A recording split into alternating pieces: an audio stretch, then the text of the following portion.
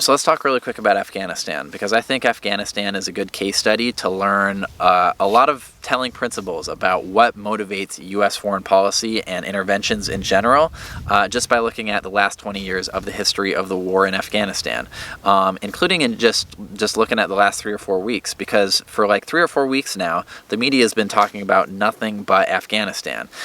which is interesting because I remember the last 20 years, in fact it was most of my life, where they talked about it almost never at all. Like they talked about it for like 1 or 2 weeks at the start of the war. I don't remember this because I was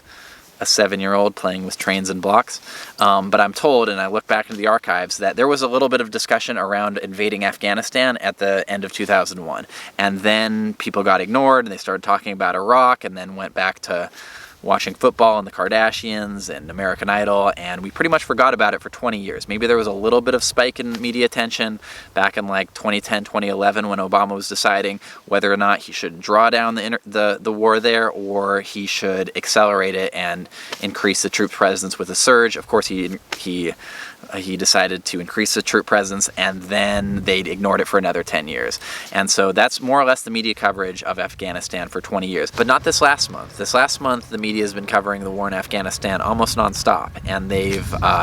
done it pretty uniformly. And so it's pretty similar coverage on NPR and MSNBC as to what's happening on Fox News and right-wing outlets, which is they'll get politicians or pundits from across the political spectrum. They'll get Democrats, they'll get Republicans, they'll get a lot of retired generals, oftentimes ones that just happen to be on the boards of General Dynamics and Boeing and Lockheed and Raytheon, but I'm sure that's just incidental. But they'll come on, and these are warm-blooded Americans who just care about the human rights of Afghani girls who are now going to be thrown out of school once the Taliban regime takes over, and they care about the refugees that are fleeing the Kabul airports, and they'll make sure to put lots of photographs of all of those things that are pulling at the heartstrings of the average American, who are good people who actually don't want to see people slaughtered or repressed, and they say to these people, we're like you, what can we do to help? And I think that's a question that resonates with a lot of people. But then there's going to be some cynics, some more annoying people that are going to start asking questions like,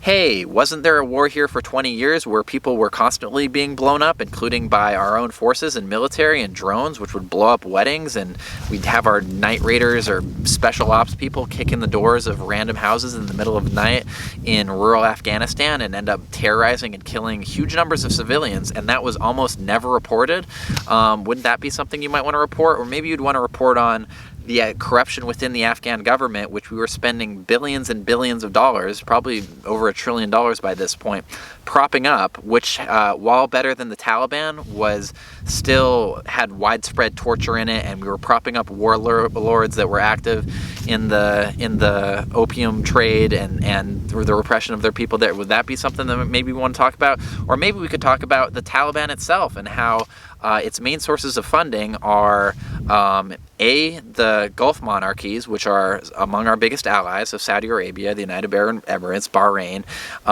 Pakistan, another one of our allies, which has been funding the Taliban in order to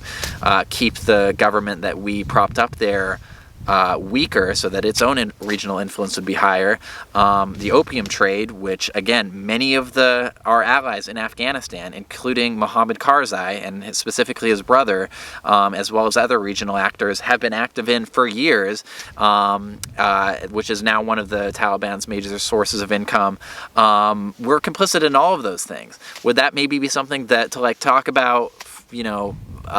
since you guys care so much about human rights? Or maybe we could talk about any of the other Middle Eastern countries where the ongoing repression of women and girls is worse, but it just happens to be they buy all of our weapons and they use them to blow up people in Yemen, which we also don't talk about in the case of Saudi Arabia. And they also sell us a bunch of oil, so we don't really talk about what happens to those people there. But they'll chop off people's heads for sorcery in those countries. And so a cynical person like that might start making these arguments and then come to the conclusion that the crocodile tears of the media and the military-industrial complex and the generals which they prop up to make their case on the corporate media for the past 4 weeks after ignoring the war for 20 years are the cynics themselves, and they're only in it for the money. And there's actually been no stated mission in Afghanistan for at least a decade now, at least since Al-Qaeda has been eradicated there after the death of Osama bin Laden.